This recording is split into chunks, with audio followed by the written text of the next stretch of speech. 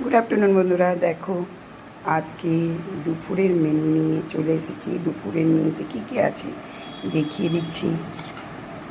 যে বানিয়ে নিয়েছি শাহি পনির, আর ভাজা ভাজা আলু পোস্ত। আলু পোস্ত তো আমাদের বাঙালি প্রত্যেকের প্রিয়, আর আমার বাড়িতে পোস্তটা একটু বেশি হয়, কারণ নিরামিষটা বেশি খায়, যার জন্য পোস্তটা বেশি হয়। আর কালকের একটু আছে তরকারি, ডাঁটা, কাঁঠালের বিচুন সব কিছু দিয়ে করেছিলাম।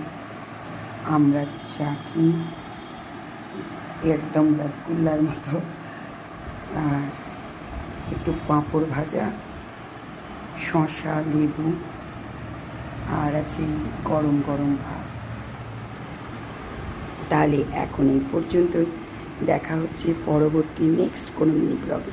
টাটা বন্ধুরা, ভালো থেকো, সুস্থ থেকো, সাবধানে থেকো, কারণ এই সময় জ্বর সর্দি কাশিটা প্রচণ্ড হচ্ছে।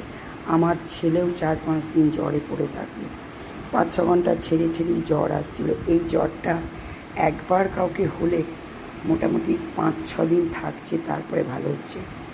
আর গা হাত পা প্রচণ্ড ব্যথা করছে। আমার ছেলে তো একটা পরীক্ষা দিতেই পারলো না, সেই পরীক্ষাটা পরে ওকে দিয়ে দিতে হবে।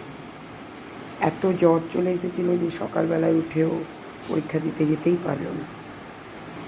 তাহলে এখন রাখি, দেখা হচ্ছে বিকেলবেলায়। টাটা বন্ধুরা, ভালো থেকো, সুস্থ থেকো, টেক কেয়ার, বাই বাই।